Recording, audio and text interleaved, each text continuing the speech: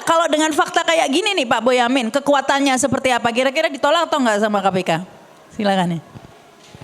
Assalamualaikum warahmatullahi wabarakatuh. Mbak Sarita yang saya hormati, senior Pak Faisal Basri, Pak Diolipa, Pak Sugeng dan kawan-kawan Jatam juga. Saya ini kan sengsara aja gitu. Minggu ini Tempo memuat dugaan pengacara makan di Surabaya dengan Hakim Agung, katanya begitu.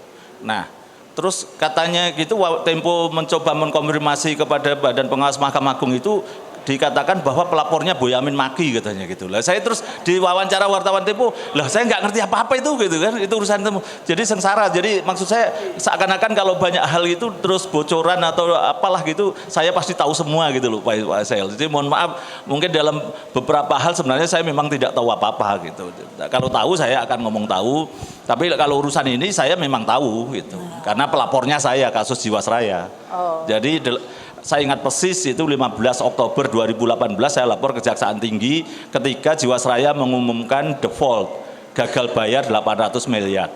Sebagai orang yang pernah jadi agen asuransi Manulife waktu awal-awal lulus kuliah begitu, itu saya paham betul itu bahwa nggak mungkin perusahaan asuransi kok mengumumkan gagal bayar. Maka saya laporkan ke Kejaksaan Tinggi karena Kejaksaan Tinggi waktu itu pengen kasus besar. Udah saya kasihkan. Dan akhirnya jadi penyidikan, terus kemudian ada orang yang ketakutan itu nanti nyerempet soal pembagian dividen, pura-pura lapor ke Kejaksaan Agung dan ditangani Kejaksaan Agung. Nah, dividennya sampai sekarang tidak ditangani. Karena keuntungan pernah dicatat 3 triliun, otomatis kalau dividen aja minimal 5% itu kan berarti 150 miliar. Ternyata setelah diverifikasi keuntungannya hanya 300 miliar. Itu pun ya bahasa pembukuan asuransi kan pasti banyak hal yang bolong-bolong. Nah itu berarti kan hanya 15. 150 dikurangi 15 sudah hilang 135 miliar untuk hanya dividen. Dan itulah yang mulai sengkarut. Dan juga urusan Jiwasraya ini ada yang nyumbang untuk Pilpres 2019, lelang lukisan sudah saya ungkap begitu. Dan ada fotonya, tapi ya kemudian tenggelam lagi. Jadi kalau urusan tenggelam-tenggelamnya nampaknya banyak yang tenggelam Mbak Sarita. Jadi ya mohon tidak kaget nanti misalnya saya pun kalau soal melapor berani aja, nggak apa-apa, nggak masalah. Wong saya memang ini pelapornya dalam kasus urusan Jiwasraya ini gitu. Nah, tapi butuh dukungan publik ini Pak Boyamin. Kalau ada dukungan publik kasus ini, karena mungkin banyak yang nggak aware ini ya kasus Gunung Bara Utama ini, karena kalau baca di berita malah positif pemberitaannya, karena ya tadi tuh keuntungan bagi negara dapat 1,9 triliun begitu beritanya. Saya sebenarnya pada posisi ini juga menyampaikan itu pernah ada kejadian dulu namanya Jaksa Cuk Suryo Sumpeno yang diduga menjual lebih murah dari sebenarnya, dan diproses juga sampai pengadilan dinyatakan diputus bersalah. Juga badannya sama, masih namanya waktu itu juga pengelolaan aset gitu. Jadi mestinya kan sudah ada jurisprudensi juga, kalau memang ini diduga nanti merugikan negara, harga yang terbentuk itu lebih murah, harusnya wajar atau bahkan lebih tinggi, ya berarti sudah ada jurisprudensi itu di Kejaksaan Agung sendiri yang menangani gitu. Jadi kalau rasanya ke KPK bisa jadi nanti ada kendala, karena kalau ini berbenturan dengan kejaksaan nanti jaksanya ditarik semua, KPK tidak bisa apa-apa juga gitu. Jadi kendalanya macam-macam. Ditangani polisi nanti menyerahkan kepada jaksa juga berkas perkara gitu loh. Kalau repot, jadi lapor kemana ini? Ya paling pas ya Kejaksaan Agung juga gitu. Coba kita jeruk makan jeruk dong. Ya, tapi kalau ke KPK seperti itu tadi kendalanya, kita KPK prestasinya seperti sekarang ini mau apa? Meskipun ya mungkin kalau ini memang saya melapor pun saya laporkan ke 3 institusi, ya ke Kejaksaan Agung, mungkin masuk Jaksa Agung Muda Pengawasan, juga kepada KPK, juga kepada kepolisian maupun BPK misalnya begitu untuk melakukan audit investigasi. Nah, bisa dirunut itu. Nah, saya ingin tambahkan data begini Mbak Sarita, pada tahun yang sama 2023 itu Indika Group, Arsar Rasid itu juga menjual PT singkatannya Mutu gitu. Nanti saya buka. Dengan deposit kira-kira perbandingannya ya. Jadi kalau apresial nanti masih perdebatan, nanti apresialnya seperti apa kira-kira kan gitu.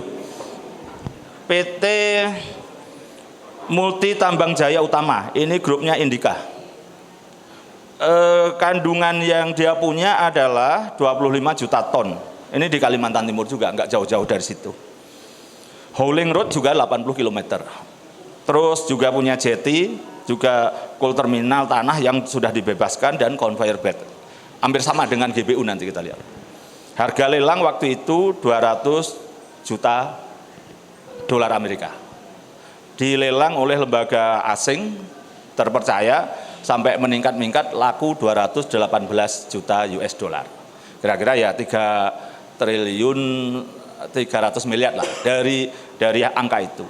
Nah, kita bandingkan dengan GBU, batu baranya depositnya 100 juta ton. Jadi 4 kali lipat. Sementara hauling juga sama 80 km, jeti juga punya dan bahkan sudah produksi 3 juta per tahun sebelumnya. Jadi kalau ini dikalikan 4 kali gitu dari 3 triliun, harga yang terbentuk mestinya GBU ini adalah 12 miliar. Oh bener ini prediksi Pak Faisal. 12 triliun, sorry. Iya, Pak Faisal tadi bilang 12. Jadi ini kan data ini juga diumumkan oleh Indika waktu itu Pak Arsad Rashid di September 2023, perolehan itu. Dan saya tahu persis karena ada pengusaha yang waktu itu ikut lelang, dia naiknya cuman kira-kira di angka nggak sampai 18, naiknya di 5 sampai 10 juta US, otomatis dia kalah, wajar. Karena memang ini kalau lelang terbuka pasti begini gitu. Dan itu sampai 18 naiknya itu berarti kan sampai 300-an miliar. Itu hanya untuk deposit 25 juta ton. GBU masih 100 juta ton kandungan depositnya. Jadi kalau dari harga itu ya selisihnya jauh. Kalau pengertiannya ini dikalikan dalam 25 juta ton aja laku 3 triliun, ya, kalau dikalikan 4 ya berarti 12 triliun. Jadi bisa dikatakan selisih ya bisa 12 dikurangi 3 gitu. Ya, hampir ketemu juga kalau apresial itu gitu. Jadi ini yang saya punya data, sudah saya dalami dan kemudian memang itu yang proses-proses. Nah, apakah yang GBU ini mungkin karena kasus hukum harganya turun atau hauling roadnya itu karena dimodali oleh Adaro 100 juta maka menjadi piutang nanti harganya jadi turun misalnya. Tapi seturun-turunnya beberapa orang yang saya tanya beranilah 5 sampai 7 T berani membeli. Ya, berarti kan masih ada selisih lagi begitu. Jadi ini kan pinter-pinternya kalau orang mau menjual murah itu kan dibuka rahasianya. Kalau pengen menjual mahal kan ditutupi rahasianya kan itu kan. Jadi ya itu teknik lah pelelangan itu. Jadi saya data itu enggak apresial itu kan masih bisa diperdebatkan. Tapi ini real, ada orang yang melelang dengan kondisi yang sama, kandungan depositnya berbeda, ketemulah angka di situ. Dan setahu saya ini saya tidak ingin nyebut yang melelang tapi lembaga asing dan cukup terkenal di Indonesia juga begitu, singkat awalnya P kalau tidak salah gitu. Jadi kalau memang ini niatnya mau menjual dengan harga baik ya diserahkan ke situ aja atau diserahkan lelang terbuka, banyak yang pengen membeli kira-kira gitu. Tapi beberapa orang saya tanya kenapa tidak membeli, lah wong kami juga dengar sudah diatur masuk pun juga pasti gugur kan gitu kan, belum menuju ke harga gitu. Jadi ya ada yang ngomong itu walau alam, nanti kita lihat. Tapi persoalan sederhana, tapi tadi misalnya PT Indobara begitu, untuk mendapatkan kualifikasi lelang untuk pemerintah atau siapapun swasta itu kan juga dinilai dari kemampuan, baik kemampuan keuangan maupun kemampuan teknis. Karena apapun nanti kalau perusahaan ini tidak punya modal, tidak punya alat, tidak punya pengalaman, nanti dianggurin jadi telantar, maka kan akan dicabut izinnya misalnya seperti itu. Karena memang tidak mampu nambang. Nah, mestinya kan juga dilihat panitia ini juga melihat seperti lelang bangunan, kan mesti dilihat kemampuan keuangannya. Mampu nggak nanti dia punya duit untuk membangun, tidak mengandalkan uang muka saja gitu misalnya. Uang muka juga nggak cukup. Nah, ini juga mampu nggak nanti nambang, kan pasti dipastikan itu. Karena apapun lelang ini juga mewakili negara supaya tetap ditambang dan devisa tetap masuk gitu. Jadi ini terlepas dari Pak Faisal Basri ini hilirisasi, tapi kalau batu bara tidak bisa dihilirisasi, Pak. Jadi saya tetap jalan aja kalau batu bara, silahkan tetap ini karena harus ditambang. Soal isu di luar negeri ini pencemaran lingkungan atau apa ya itu terserah teman-teman Jatam lah kalau itu. Tapi saya itu punya hanya satu klien di Barito Timur itu perusahaan yang menggandeng teman-teman suku Dayak menjadi mitra keseluruhan. Lahannya pun hanya dipinjam. Jadi habis ditambang, diuruk ya dikembalikan bahkan diurus untuk penguasaan tanahnya termasuk sertifikatnya. Jadi kalau perusahaan lain rata-rata paling mitra itu hanya angkutan, tapi ini sampai level itu gitu. Jadi dan juga belum apa-apa sudah sejak awal diberikan izin oleh Bupati mendirikan PLTU dan menerangi Barito Timur. Jadi dulu tidak ada listrik gitu. Jadi karena ini agak bagus saya temani lah Pak. Jadi yang punya penghasilan saya punya dari situ sebagai lawyer kan itu. Jadi kenapa paham tambang? Ya karena memang saya punya klien tambang. Jadi pertarungan bagaimana di Kalimantan Tengah, Kalimantan Timur, Kalimantan Selatan ya sedikit paham lah. Jadi dari proses-proses itu saya hanya melihat ini, kalau ini dilelang 10 triliun, saya akan dapat 20 miliar Pak. Karena apa? Saya pelapor. Kan undang-undang pemberantasan korupsi pelapor itu kalau ada yang bisa disita itu 2 per mil maksimal. Dapat berapa 1,9 triliun Pak? Anggap aja 2 triliun berarti hanya 2 miliar kan gitu kan. Waduh. Dari 20 miliar kan kalau saya ngeklaim. Tapi masalahnya Pak Faisal Basri itu sudah dikebiri oleh Pak Jokowi hanya maksimal 200 juta dengan peraturan pemerintah. Jadi pelapor itu kalau ini mau ngeklaim maksimal ya hanya 200 juta. Jadi nggak gitu. jadi 2M Pak? Nggak bisa 2M aja. Jangankan 20M, 2M aja nggak bisa. Karena udah, makanya saya getol untuk ngurusi ini nanti apa judicial review ke Mahkamah Agung untuk membatalkan peraturan pemerintah itu. Undang-undangnya mengatakan 2 per mil kok gitu. Kenapa kemudian di peraturan pemerintah malah dikebiri tinggal maksimal 200 juta? Nah, kalau 200 juta itu kan gaji saya cuma 6 bulan itu di tambang kan kira-kira kan gitu. Yang benar. Tapi host moderator juga kalah itu. Jadi persoalan-persoalan ini pasti saya kawal. Jadi karena memang saya paham, saya pelapornya dan urutannya sampai seperti itu. Jadi tapi yang diuntungkan tadi kalau pelakunya kan kalau dilihat ya ada oknum kejaksaan, tadi oknum BNI dan Indobara. Tapi kalau pembuktian itu kan dari kasus korupsi itu siapa yang diuntungkan begitu kan? Nah ini kalau menurut Pak Boyamin siapa yang diuntungkan di sini? Ya kalau pelaku korupsi kan bukan siapa yang diuntungkan, yang memperkaya tidak dapat duit pun juga terlibat kan, termasuk pelaku gitu. Yang diuntungkan ya pembeli terakhir. Harusnya membeli dengan minimal 6 triliun atau bahkan di angka ya likuidasi lah 7 triliun 70% kira-kira.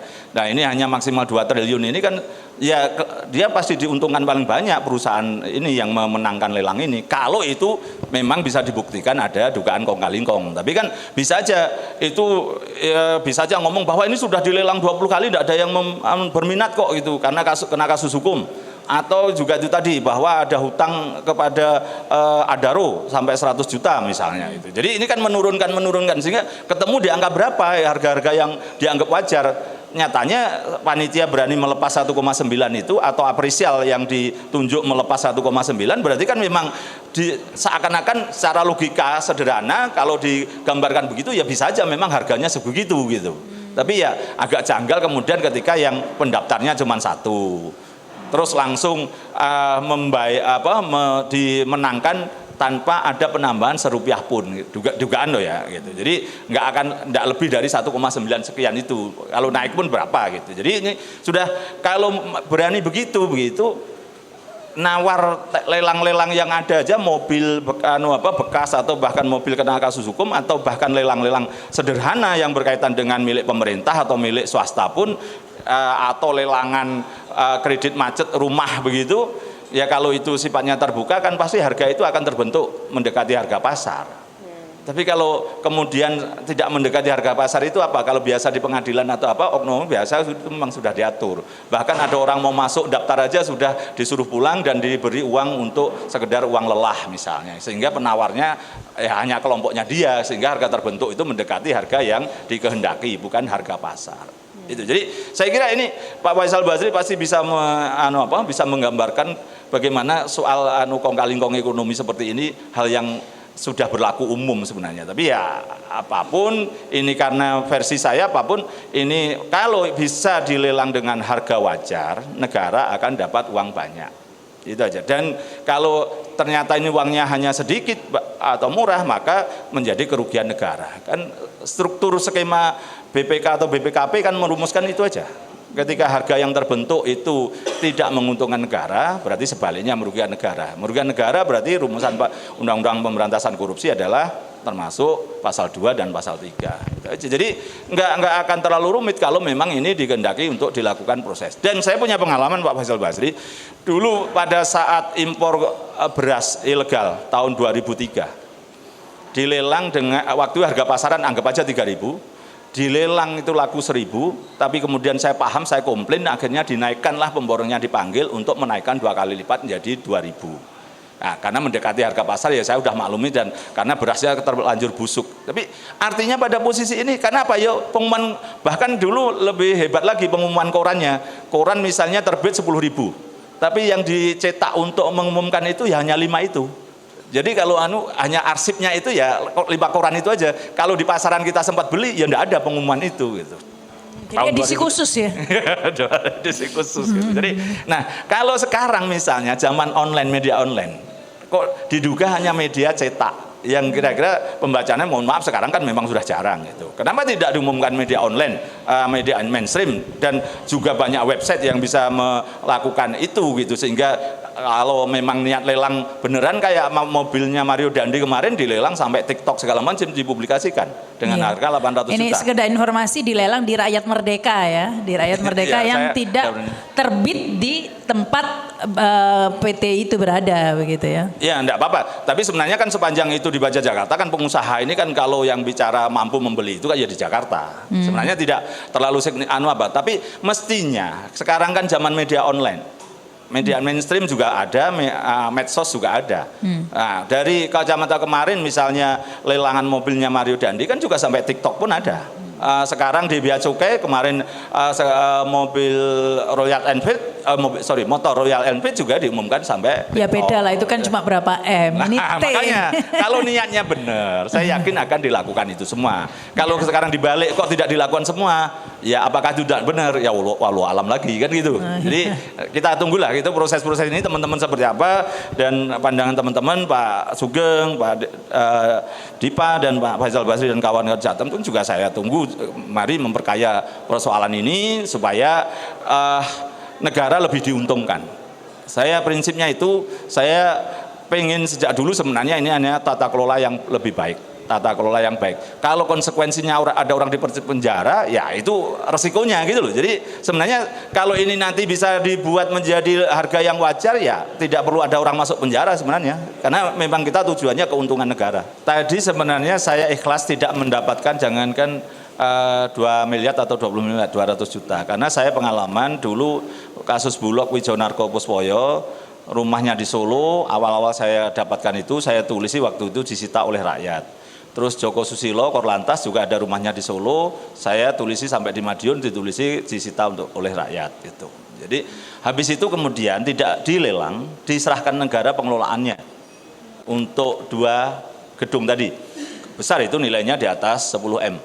Jadi diserahkan Pemkot Solo terus dikelola untuk museum dan lain sebagainya. Nah, untuk GBU ini sudah pernah ditangani oleh PT Bukit Asam Tbk, BUMN, dan sempat ngebor.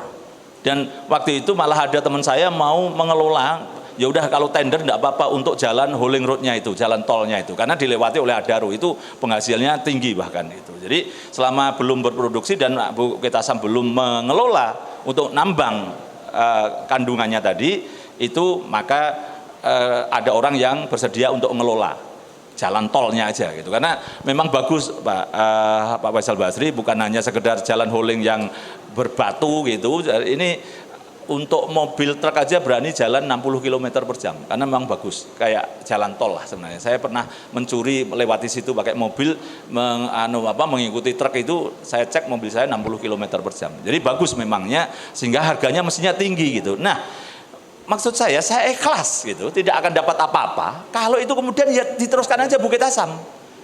Negara tidak perlu urusan ganti rugi, misalnya nilainya 10 triliun, nanti ya bisa aja Bukit Asam dari nambang kebagian royaltinya ditambah kepada negara, maka diekuivalenkan dengan kerugian yang harus dianggap oleh si terdakwa atau terpidana Heru Hidayat misalnya begitu. Jadi kenapa ini malah tidak diteruskan kepada Bukit Asam? Bukit Asam juga butuh kok. Sampai kemarin ada kasus, nanti mungkin akan tercuat juga, kebun sawit yang diambil batu baranya tanpa iup itu. Sampai seperti itu yang diduga dilakukan oleh Bukit Asam di Lahat sana di Sumatera Selatan. Lah kalau ini Gunung Bara Utama ini kemudian diserahkan aja ke PT Bukit Asam, negara kan untung. Udah nambang, dapat royalti, dan dipastikan pasti bisa seterusnya begitu. Dan sempat mengambil eksplorasi kandungannya kira-kira berapa gitu. Nah, ya kira-kira tadi sampai di angka 100 juta ton itu tadi kandungan isinya begitu. Tapi ini kok malah tiba-tiba dilelang, ngapain wong kita dapat barang senilai segitunya bisa langsung diambil negara. Jadi ini satu pertanyaan juga, kenapa ini siapa yang menginginkan dilelang dengan harga segitu? Nah, itu masuk mensrea kalau urusannya Pak Sugeng, Pak Dipa begitu, Pak Redi juga bisa jadi begitu nanti kan. Nah, inilah yang kira-kira gambaran saya. Dan tadi juga rangkaian awal begitu, saya juga punya fotonya bagaimana ini Heru Hidayat ini melelang lukisan di Hotel Pullman Jakarta Barat, nyumbang berapa, terus tapi tidak masuk ke KPU hasil lelangan itu gitu. Dan calon presidennya juga hadir di situ. Saya punya fotonya, Pak, sebenarnya. Tapi waktu itu ketika saya ungkap, waktu saya gugat pra peradilan untuk TPPU dikembangkan ke sana, ya nggak terlalu banyak yang menyambut, ya akhirnya tenggelam lagi gitu. Jadi gitu kira-kira saya sebenarnya tidak ingin terlalu jauh ke masuk politik, tapi kadang-kadang anak saya yang ke MK dituduh saya yang menyuruh gitu. Saya menghindari nyinggung itu loh tadi. Pak Boyamin sendiri yang ngomong. Ya, itu silahkanlah masyarakat gitu kan. Saya sudah katalogi nanya itu sih. Tapi saya bertanggungjawabkan dunia. Ada mensreanya nggak itu?